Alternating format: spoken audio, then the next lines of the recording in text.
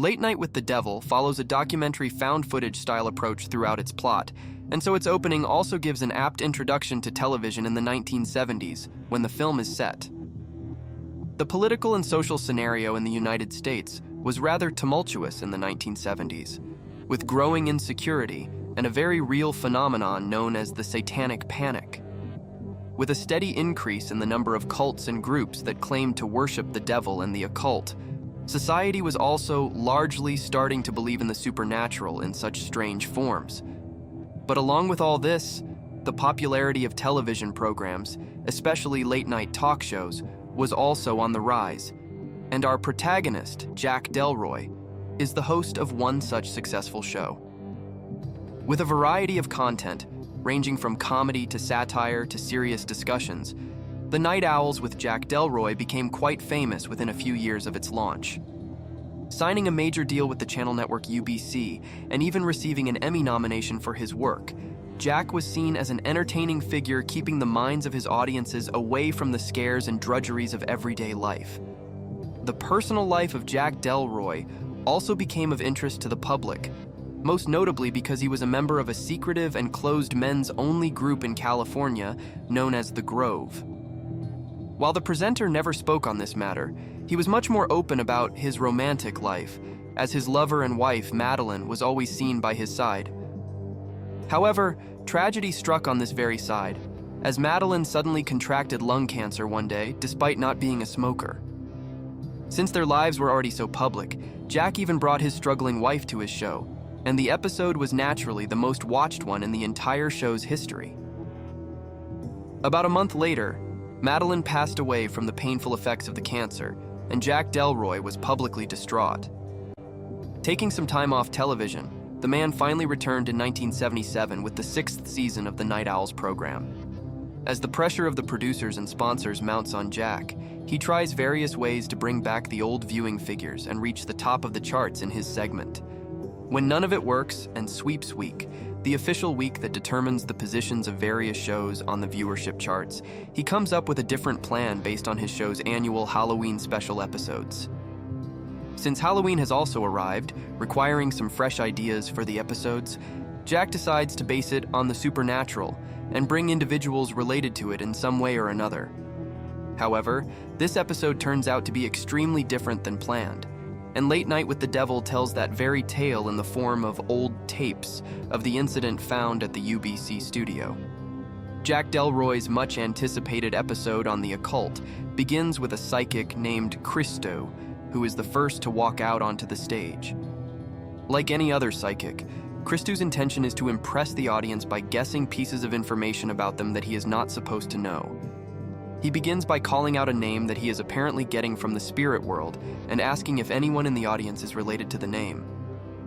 When a man in the viewer's gallery stands up and mocks the performer, Jack does not mind much, for it is all part of the act.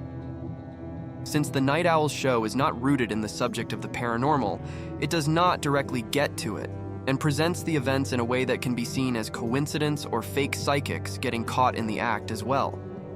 Very soon, Christo's performance gets serious when he walks up to two women in the gallery, a mother and daughter, and tells them a name, which immediately shocks them. The name happens to be of a man in their family, the son, and brother of the woman, respectively, who had died at a very young age in the past. Christo claims to give the women a message from the dead man and impresses the crowds with his seemingly supernatural powers. Although he was supposed to stop at this stage, the psychic continues to perform his acts, now calling out the name Minnie and asking if anyone can relate to it. While the crowd, or anyone else in the studio, does not respond, Jack's face can be seen expressing a bit of discomfort hearing the name. After Christo sits down to continue being a member throughout the episode, the next man on the stage is Carmichael, a magician and renowned skeptic whose claim to fame is his ability to debunk supernatural theories and acts. It is through Carmichael's investigation that we get to know that at least some of Christo's actions on the stage were fake and staged. The names that the psychic had thrown around were all pre-decided, and the two women whom he had told about their loved one were actually questioned about this loss earlier. In reality, every member of the audience had been asked to fill out a form before entering the studio, in which they had to mention whether they had lost any loved ones, as well as details about them. Therefore, Christo had actually known the dead man's name and his relationship with his family members from before, making his performance a mere stage act. However, Christo calls out Minnie's name, and his strange behavior after the moment is indeed tied to the supernatural. Christo was actually receiving messages and orders from the other demonic presence, which was already present in the studio at the time, even though it had not been up on the stage yet. The name Minnie was actually the private nickname of Jack's late wife, Madeline, and this connection makes it all the more apparent that he actually did have the ability to be a medium. The demon in Late Night with the Devil is incredibly powerful, and so it had taken control over Christo, making him fall sick and having to be rushed to the hospital. But the effect is such that the man dies on the way after having coughed up blood from his mouth dangerously. Jack naturally hides the news of Christo's death from the audience and the other guests, but he too is evidently surprised by the strange occurrence. Carmichael the Conjurer, the second guest on Jack's episode, is on the exact opposite end of the spectrum, as he is a staunch believer in the science and creativity of humans, with complete disregard for the supernatural. He claims to have even gathered a team, the purpose of which is to go around and debunk cases of paranormal activities, and he has grown rather boastful of his ability to catch such pretensions with ease. Throughout the film's duration, he questions the events taking place right in front of everyone's eyes and constantly tries to prove that all of it is fake and staged. When Christo acts erratically, Carmichael questions the psychic's mental and physical health, even though he's stunned to learn of his death towards the end of the film. After Lily's first demonic possession on the stage, the skeptic refuses to believe it too, stating that it was all tricks of the mind and the camera. When asked to prove his claims, Carmichael does indeed successfully prove the powers of his hypnosis, which he performs on Jack's assistant, Gus, on the others on the stage, and also on the audience members. After first using his tricks to hypnotize everyone, Carmichael verbally controls what happens with Gus and what everyone else sees too. He makes Gus believe that worms are crawling out of his skin, making the man try to rip through his own body, and he makes everyone else at the place believe that they are seeing such a gory sight on the stage. Interestingly, the audience members on the other side of the screen, meaning us, the viewers of the film, also witness the same events, as if hypnotized by Carmichael's brilliant abilities.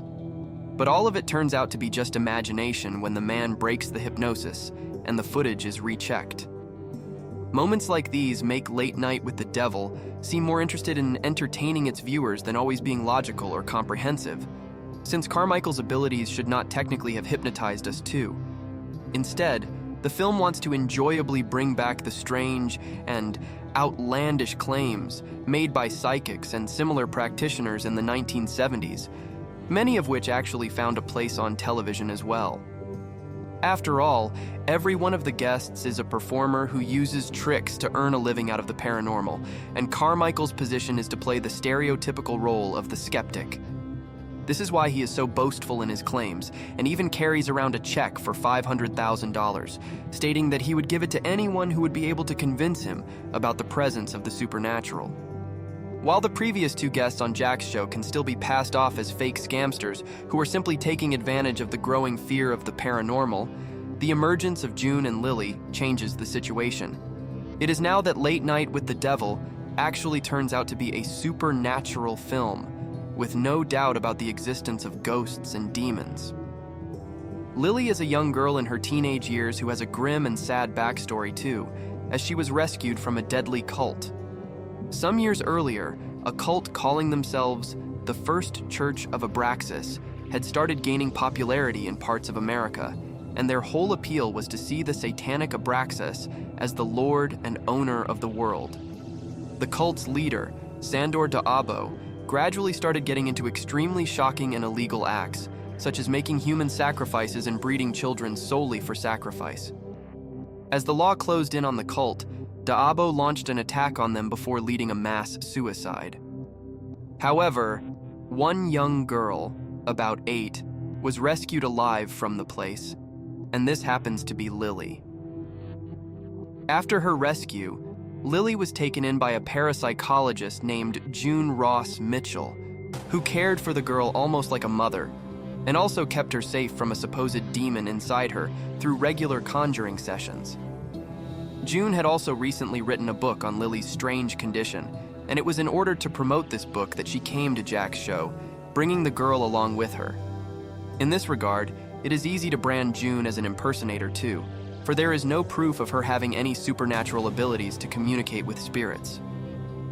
Lily, on the other hand, is indeed haunted by a demonic spirit inside her, and so everything that happens with regards to her on stage is very real.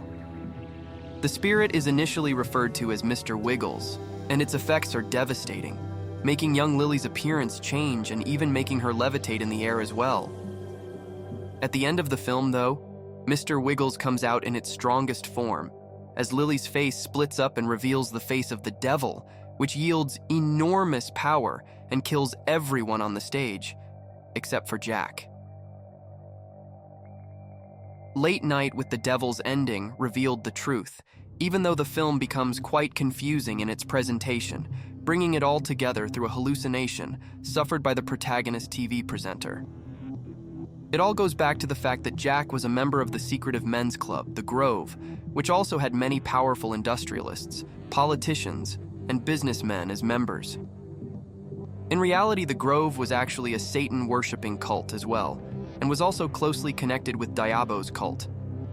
When Jack Delroy started experiencing professional success in life, he wanted to be at the very top and started competing with fellow night talk show host Johnny Carson, who was a real iconic TV host in the 1970s.